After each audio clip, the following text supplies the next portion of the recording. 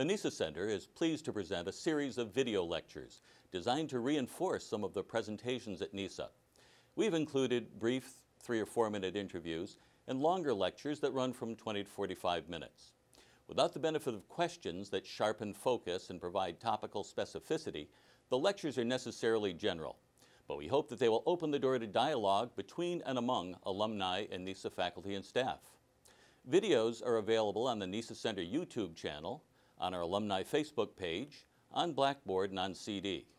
For further information, please contact the Communications Office at nesacommunications@ndu.edu.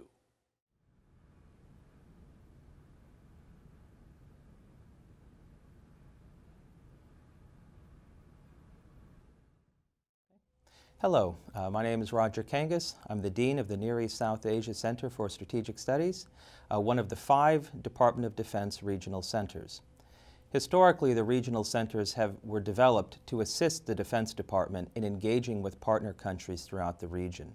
These include the George C. Marshall Center, the Asia Pacific Center for Security Studies, the Africa Center, and the Center for Hemispheric and Defense Studies, all of which engage with partners in various regions throughout the world. The NESA Center is the youngest of the 5, established in 2000, and as we enter our 2nd decade, we're building on the successes we've had in this first decade and looking at future projects in which we can engage within the Near East South Asia region. Specifically, this includes the countries of North Africa, the countries of the Middle East, South and Central Asia.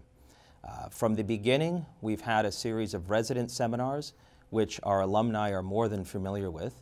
These are seminars that can range from our senior executive seminar for high-level officers and ambassadors, to our executive seminar, to our seminars on countering terrorism and transnational threats. These all meet on a regular basis throughout the year and range anywhere from 2 to 3 weeks. Within each seminar, we have 30 to 45 participants from the range of NESA countries. And so as these participants come to the NESA Center, they get to know their counterparts throughout the region, and when they leave with an established list of contacts, and we hope friends, from neighboring states.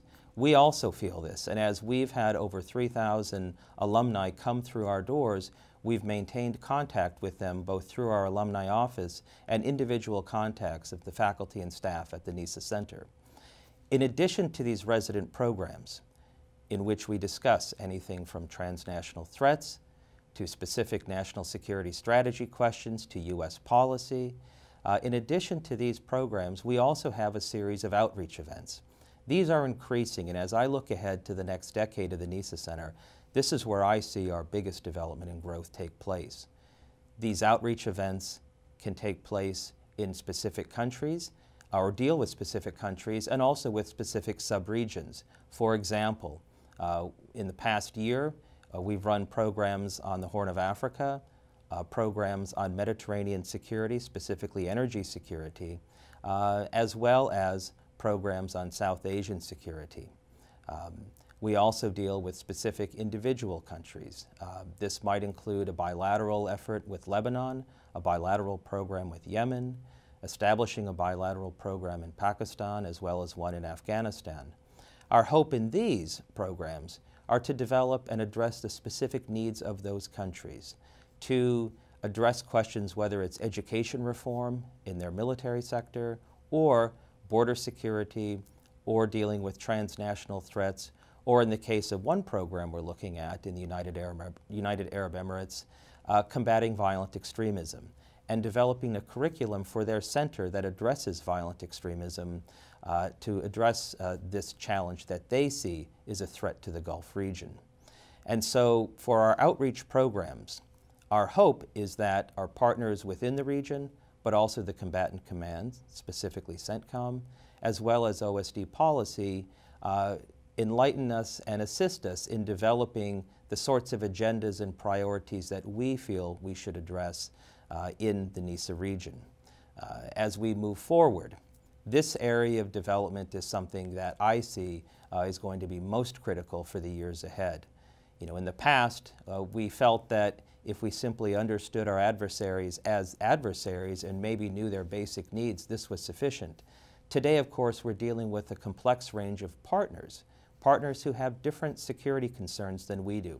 We need to understand what these concerns are. We need to understand what their feelings are, both of the region within which they work, but also the U.S.'s presence there.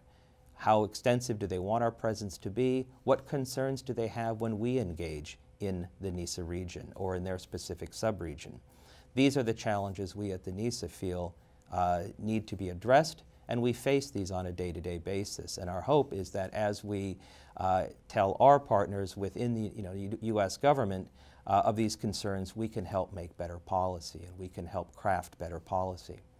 I should say that in our programs, both at the NESA Center and overseas, we engage in what we call Chatham House rules, where of course the conversations are open, are frank, and are private. We don't publicize what's said, so our participants can feel comfortable in speaking their mind. We further this in a security studies network or strategic studies network where we engage with over 25 partner organizations throughout the NESA region, holding workshops and seminars several times a year on issues such as energy security, water security, questions of governance and security, and a new project on economics and security.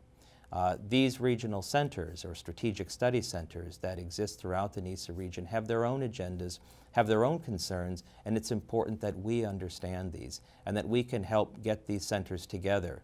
What's rewarding about this project is as the years have gone on, we've seen cooperation among these centers develop with or without us. We're creating an environment for dialogue, which I think is critical. So, as I look ahead in the coming years, in 2012, 2013, I'm excited about a number of new initiatives we're developing, both within our region, but increasingly within our own country. The NESA Center is beginning a series of events that will help enlighten our policymakers here in Washington, D.C., as well as in Central Command, and in the young community of foreign area officers who will be stationed in our embassies.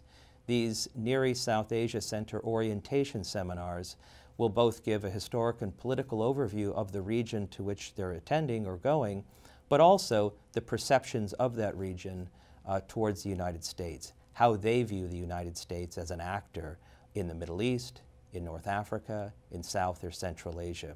We feel that these programs will help our own presence in the region and will help educate our own policy experts on these matters. So again, I'm excited about what we have in store for the future. I look forward to hearing more from our alumni about the sorts of programs that they would like to see develop. And with that, I thank you very much. You have been watching a presentation by the NESA Center for Strategic Studies in cooperation with the National Defense University. The views expressed are the speaker's own. They do not represent the views of the NESA Center, the United States government, or the Department of Defense. For further information or to comment or pose a question, please email NESA Communications at ndu.edu. Learn more about NESA on our website at nesacenter.org, on YouTube at the NESA Center channel, on Twitter at the NESA Center, or on Facebook, facebook.com/NESA Center.